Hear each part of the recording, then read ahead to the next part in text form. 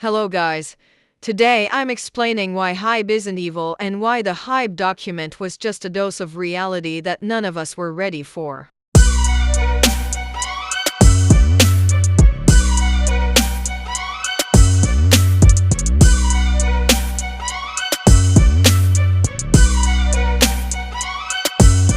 Before we get into this topic, I would like to say a few things. I obviously disagree with everything in the document and hate the remarks that were in the report. I tried to get more info on what the document said by watching the National Assembly itself. Many videos and read quite some articles, but if I make a mistake, I'm sorry in advance. I also don't support HYBE because of my opinion, and my stance is to support every idol mentioned in the document and hate the company.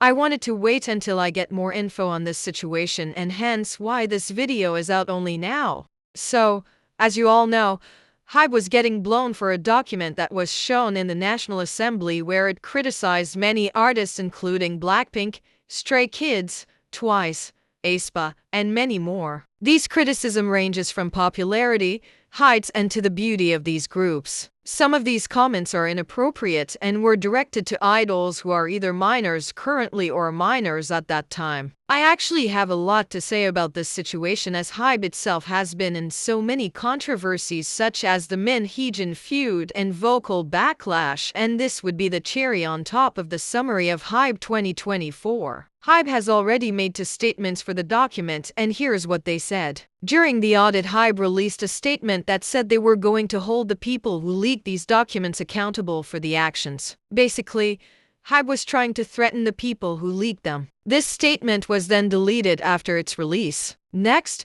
the other statement was basically HYBE apologizing for the document itself and gave a basic excuse of "I didn't say that.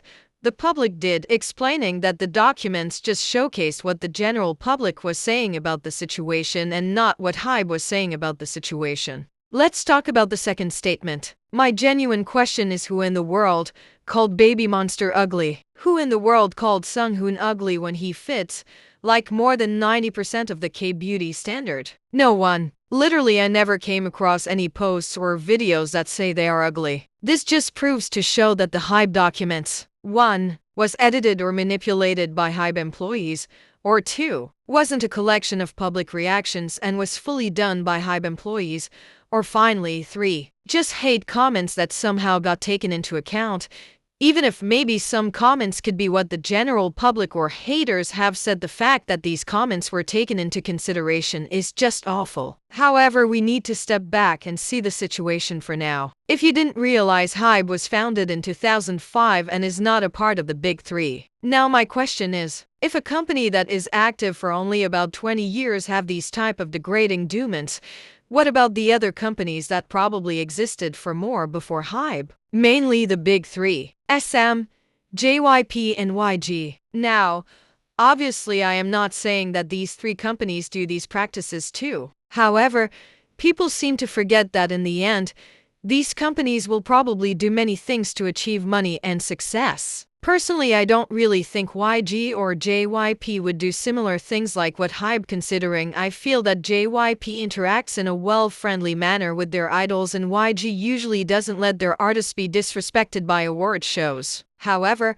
I kind of feel that SM would do this, as they don't even treat their own idols right and obviously have the tendency to listen to the general public's opinion. For example, Soongin's situation. I'm just saying, I wouldn't fully be sure whether if any of these three companies do or don't get involved in matters like this either. Now, I feel that people tend to forget, even though K-pop offers magnificent music videos, awesome performances, and insane talent, the K-pop industry is still a business industry. Let's be honest, most businesses go through some sort of shady stuff or do questionable things, and K-pop is obviously not an exception. I'm not saying all K-pop companies are shady, but let's be real that it's just a part of business to the companies who are involved in questionable stuff. Companies want money and success. That's literally why they invest in K-pop trainees, so that they can proceed to get rich from the profits. So my question is that do these companies really care about morals, or will they try to do anything for money? Yes, they will do things for money. That probably includes keeping track of your enemies because you can use tricks they used or either try to bring them down too. I'm not supporting or justifying what the HYBE documents said, but this is the reality. The HYBE CEO isn't evil.